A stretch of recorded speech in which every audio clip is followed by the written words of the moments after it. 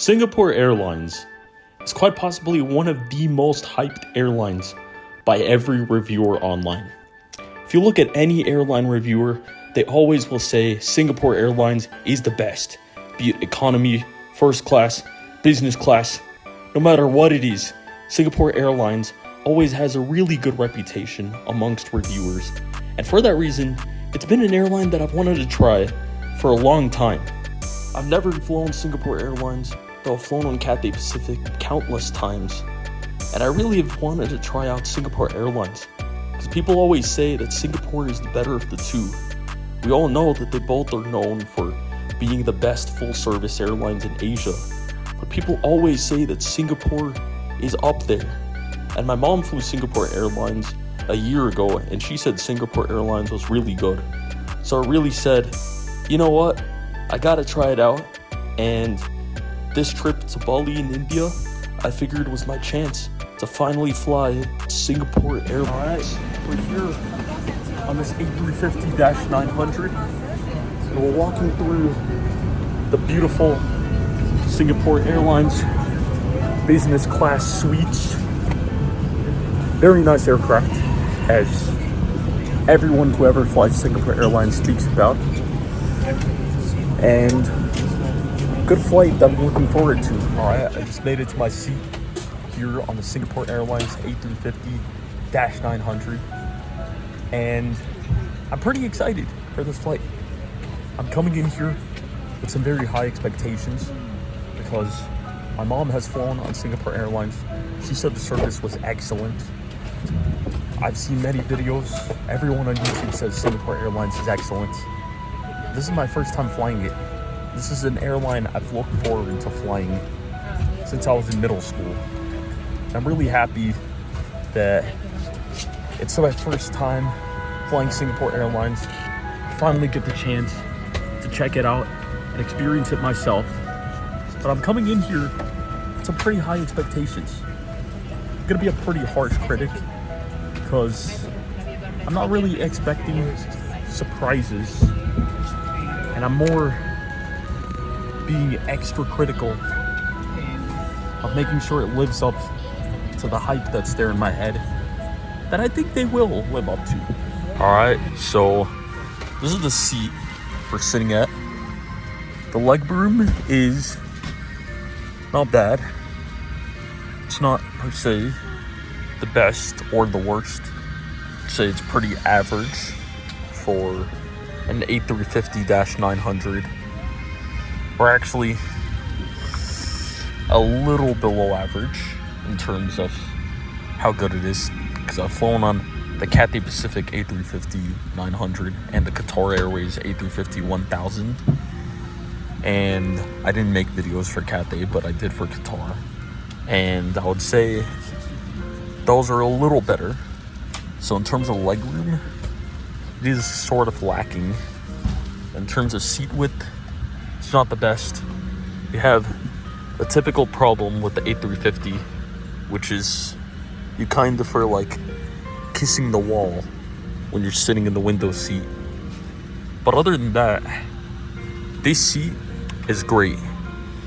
It's packed with technology. It has a cup holder right over here, which is something a lot of airlines don't really put that much effort into offering on their flights. And we have the USB-A port, which obviously for when they got this aircraft is great, though I do think airlines should start putting USB-C ports instead of USB-A.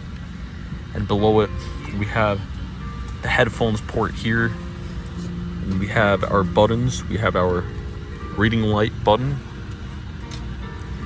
and then we have the flight attendant buttons right over here. Really good choice for physical buttons and putting it here. Like, whoever designed this really put thought into what they did. And then we have this right over here. I don't know what this is. It might be an entertainment box.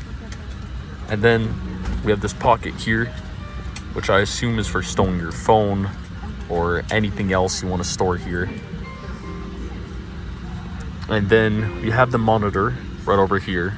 This monitor here is not the biggest monitor I've seen in an IFE system, but it's not smallest, so I guess it's okay. And then lastly, we have the tray table here, and Singapore Airlines does provide a mirror right over here with the tray table, which is very nice.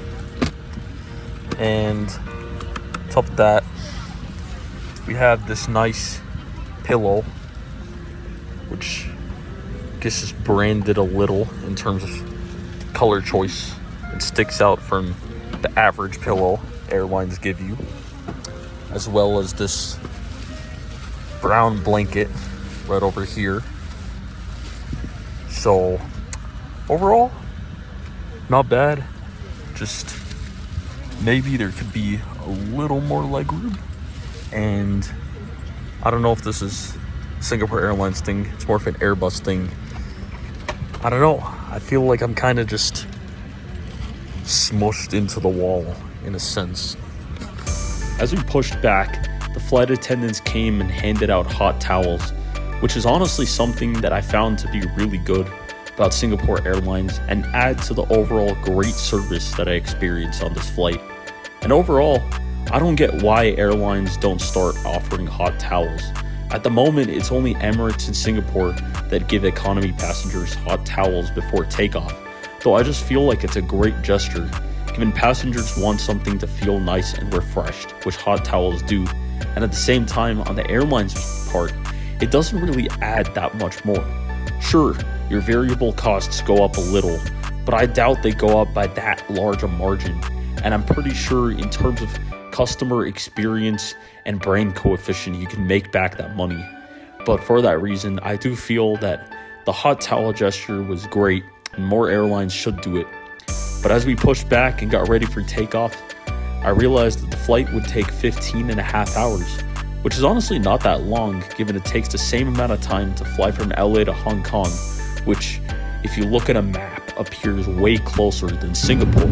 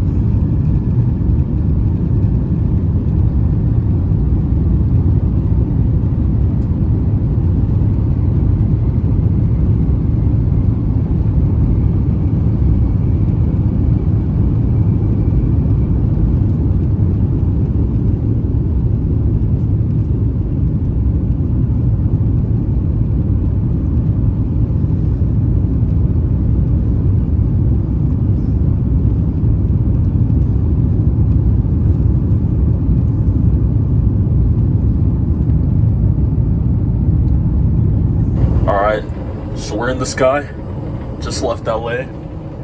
Figured I'd check out the restrooms on this aircraft. And let me just say, these are good restrooms. You have some pretty nice flooring right over here, as you can see. And they provide us with toothbrushes. Not amenity kits like Singapore Airlines used to, economy, but a dental kit, which overall is great.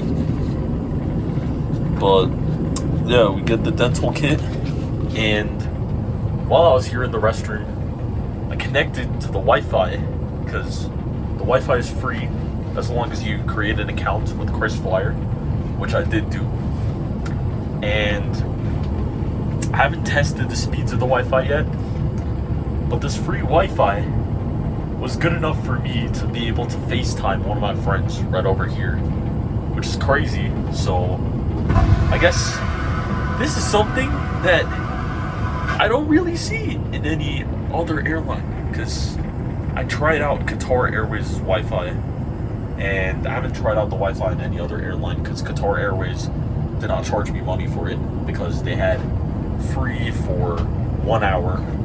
This is free for the whole flight. And I don't know, the free for the whole flight is just great. Free Wi-Fi is not that common a thing with airlines, and it's great that Singapore does it as long as you're a frequent flyer. Delta does it, obviously, and I have not flown Delta, so I don't know about that, but I haven't tested the speeds. The fact that you can FaceTime one of your homies while not paying for Wi-Fi on an airplane is crazy. Like, I just surprised this dude on the plane, and other than that, restroom is great. The crew are great on this flight. The service is excellent, because I guess we're still at the start of the flight, but one thing the crew has done already at the start that shows they're really trained well is when I was waiting in line for the restroom, they were quick to go find other restrooms and make sure that everyone could go to the restroom as fast as possible, which overall is great. It's very good. Professionally, I love it.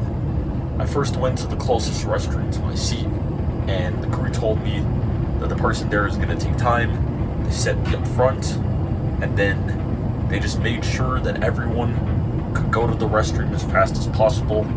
There are no big lines forming around, which is overall great. So far, so good.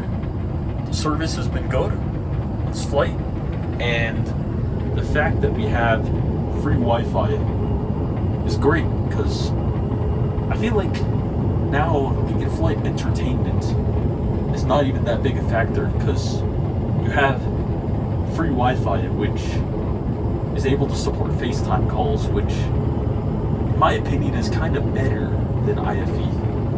I don't know what you think.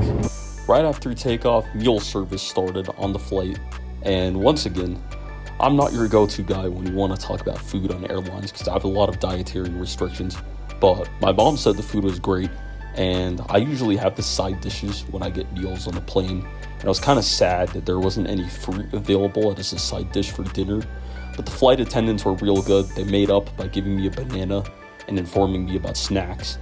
And right after we were done with meal service, I figured I would check out the IFE system, but then I'm like, damn, I'm kind of a little more excited about this free Wi-Fi.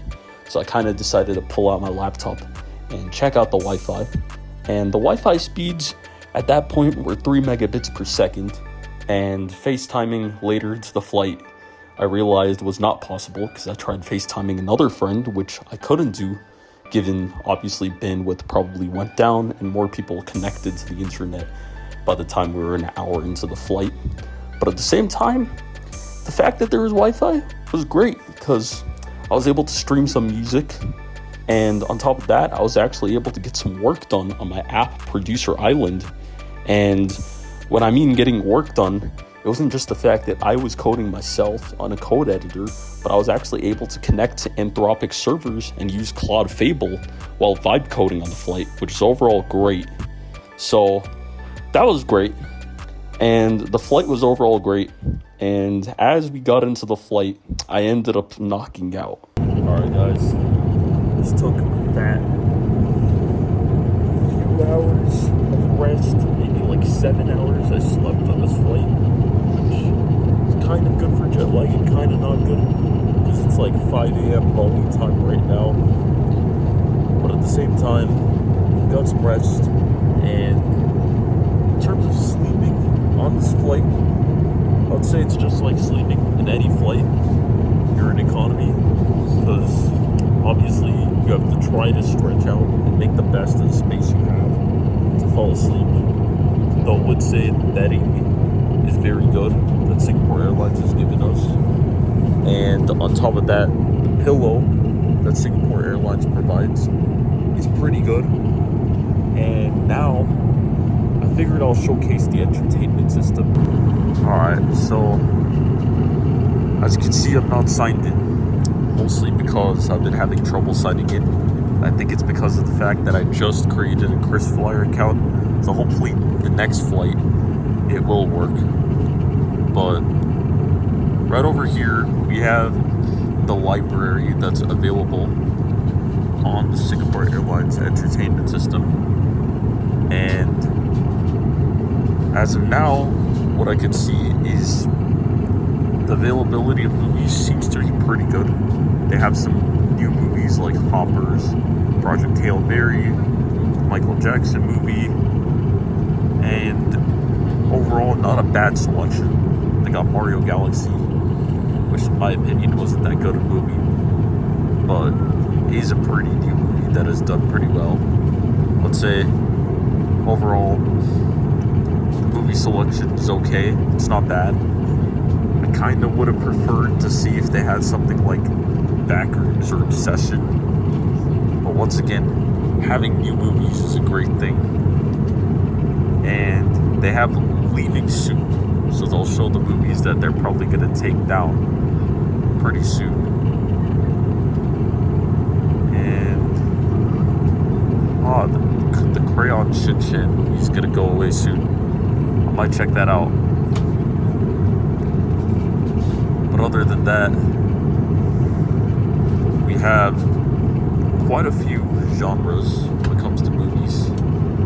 And in terms of TV, there's also a pretty decent selection. And they have full seasons of TV shows. Though I would say they could have a better library for things like HBO Max. But once again, I think what sets apart a good entertainment system from one that's not that good is one that has actual seasons of shows versus just a few episodes. And other than that, we have music, which I generally don't think is that good on any airline, minus maybe Emirates. And yeah, it's not that good. They don't have much EDM, they don't have much rap, which is generally what I'm looking for.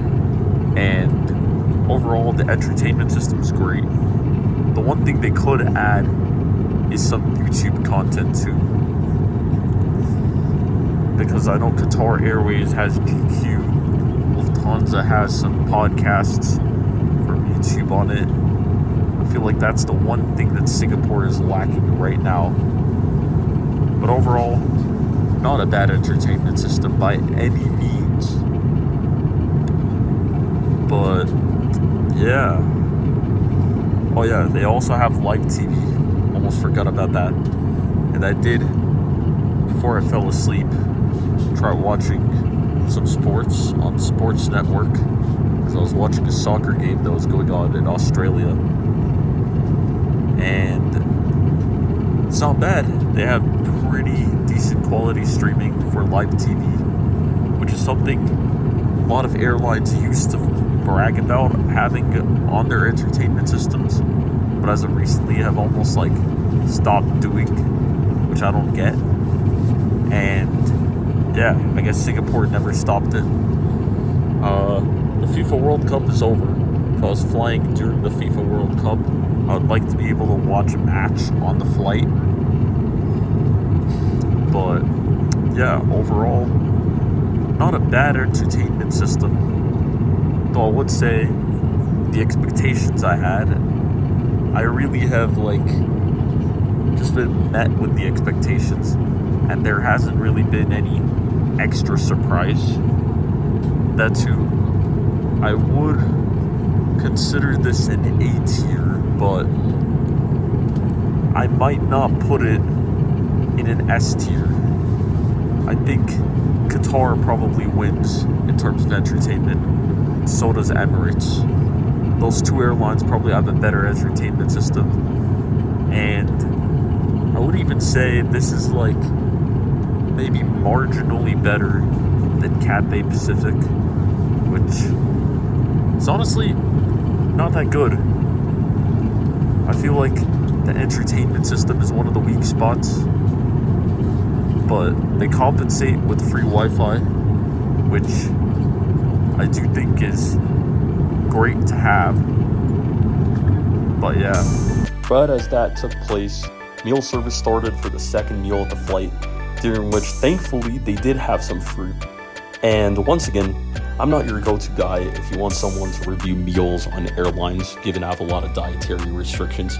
There's a lot of other channels that do a good job at that, but I generally review the other aspects of flights. And if you see my other reviews, you'll realize that's kind of how I am when it comes to my flight reviews. But my mom said the meal was great, and with that happening, the flight actually came to an end, and we started our approach into Singapore, which for me really felt crazy because I actually expected this 15.5-hour flight to generally feel like a long flight, but the flight did not feel that long at all. And I feel like a large factor in that was obviously the fact that I was able to sleep for most of the flight, and I was pretty tired when I boarded the flight. But on top of that, the fact that you have a good entertainment system, and on top of that, free Wi-Fi for anyone who gets a membership on Singapore Airlines, which is totally free, is great, because that's something that barely any airlines offer. And I feel like Singapore Airlines is really setting a standard by offering free Wi-Fi, and I feel like that's something that really sets it apart in terms of entertainment and compensates for the fact that its entertainment might not be as good as Cathay.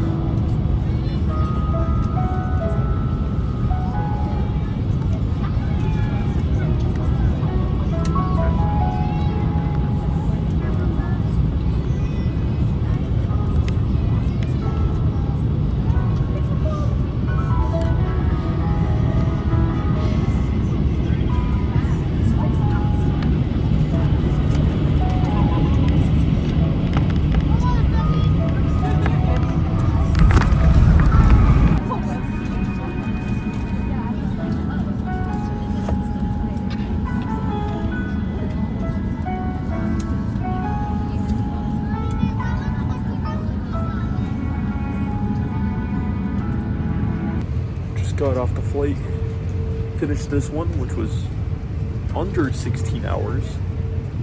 And the next flight is, I think, 3 or 4 hours. And it's going to be on the Boeing 787-10 to Bali. And the layover here in Changi It's only an hour and 45 minutes, so I don't have the chance to experience Changi for what it fully has, because I know it's known to be the best airport in the world. But at the same time, we just completed the first flight on Singapore. And we're officially here in Changi International Airport.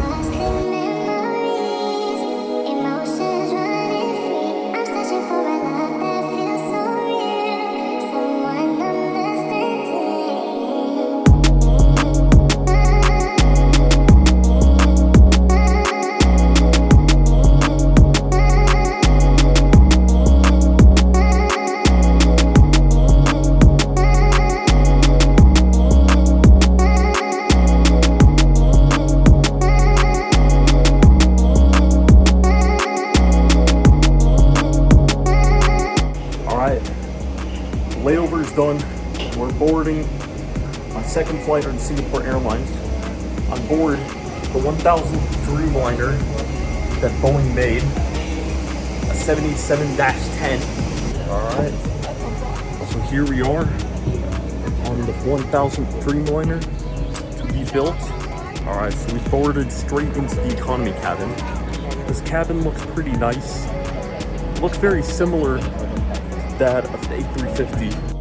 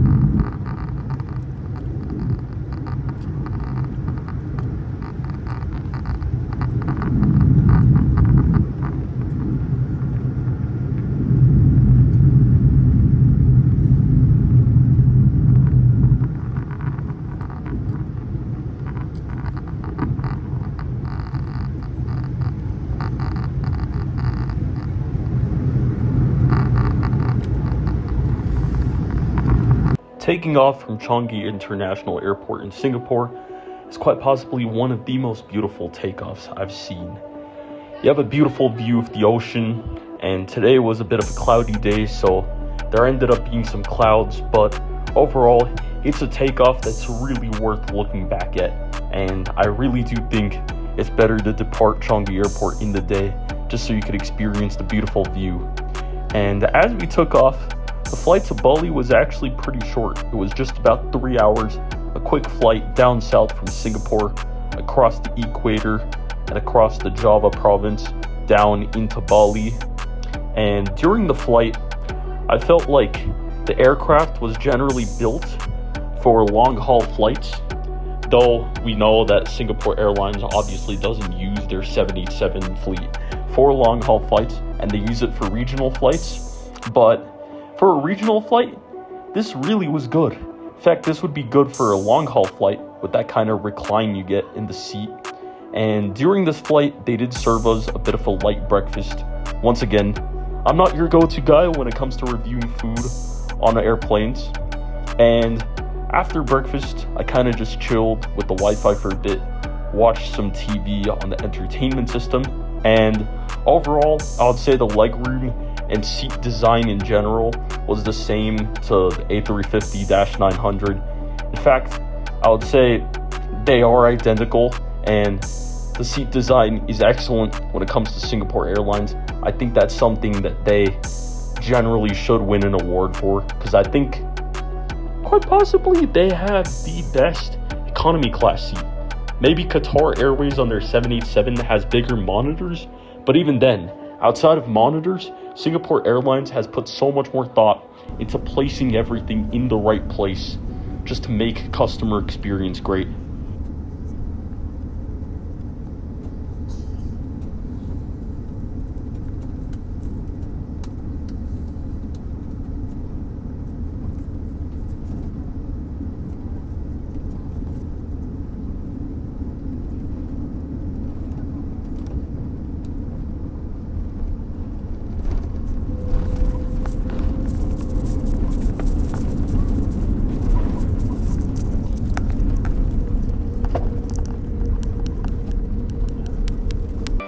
Finally, upon arrival in Denpasseur, I didn't really record much because my phone was pretty low in battery, and I decided to conserve some of the battery for things like immigration.